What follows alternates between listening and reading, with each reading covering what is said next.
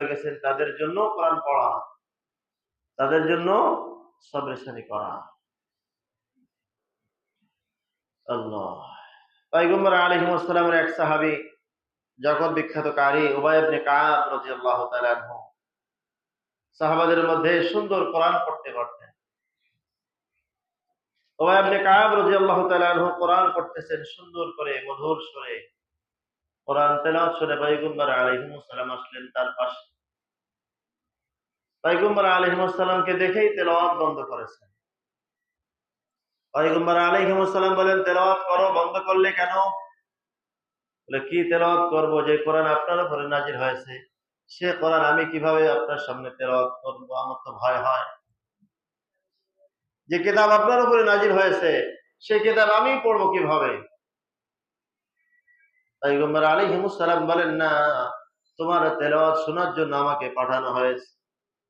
আল্লাহ তাআলা আমাকে পাঠিয়েছে আমি যেন তোমার তেলাওয়াত শুনি।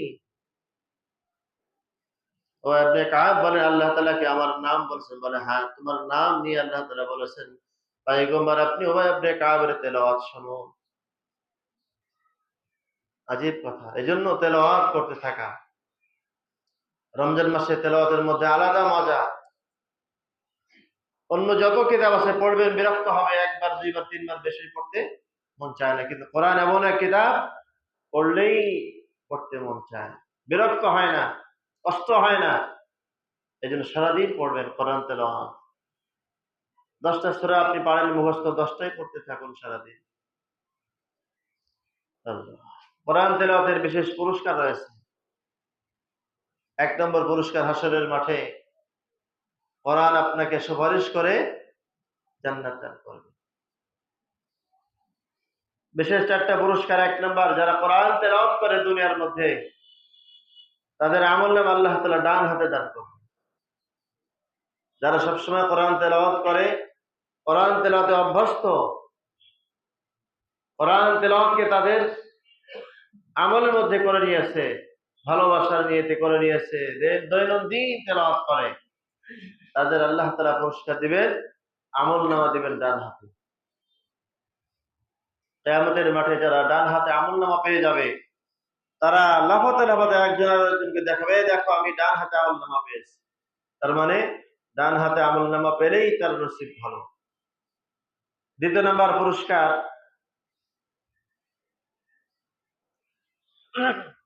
তাদেরকে আল্লাহ তাআলা বাম হাতে জান্নাতের চাবি দান করবে।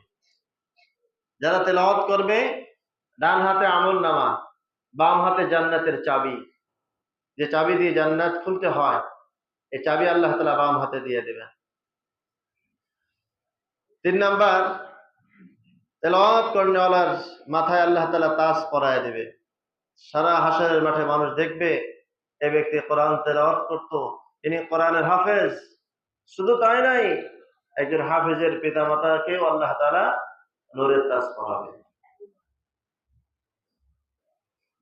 আর 4 নাম্বার, তেলাওয়াতকারী তো মাথায় তাজ পড়তে পারবে, 4 নাম্বার হলো তার পিতামাতাকে আল্লাহ তাআলা তাজের ব্যবস্থা করে দিবেন, নূরের তাজ দিবেন, একটা মতির স্বর্ণের চেয়ার দিয়ে দিবেন, যাতে মানুষ দেখে বলবে ইনি একজন হাফেজ সাহেবের পিতা, ইনি একজন কোরআন হাফেজের মা।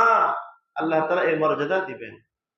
অন্য কোনো কিতাবের কথা আসেনি যে আপনি ভার্সিটির একটা কিতাব পড়লে মাথায় তাজ পরানো হবে, এটা হবে, ওটা হবে, এটা না।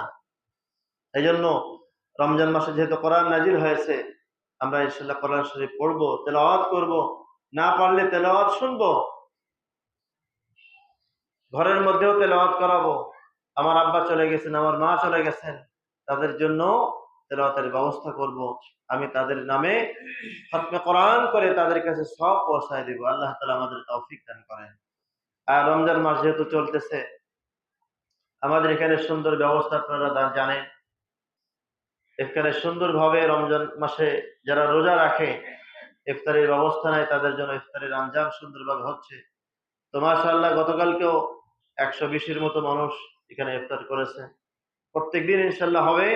এজন্য আমরা সকালে রোজাদারকে ইফতার করানোর জন্য খুবই চেষ্টা করব যে আমার অর্থের মাধ্যমে একজন রোজাদার ইফতার করবে। এজন্য আমরা সকলেই ইফতারের মধ্যে শরীক থাকার চেষ্টা করব। আল্লাহ তাআলা আমাদের সকলকে তৌফিক দান করেন। যারা সুন্নাত পড়তে পারি না সুন্নাত পড়ে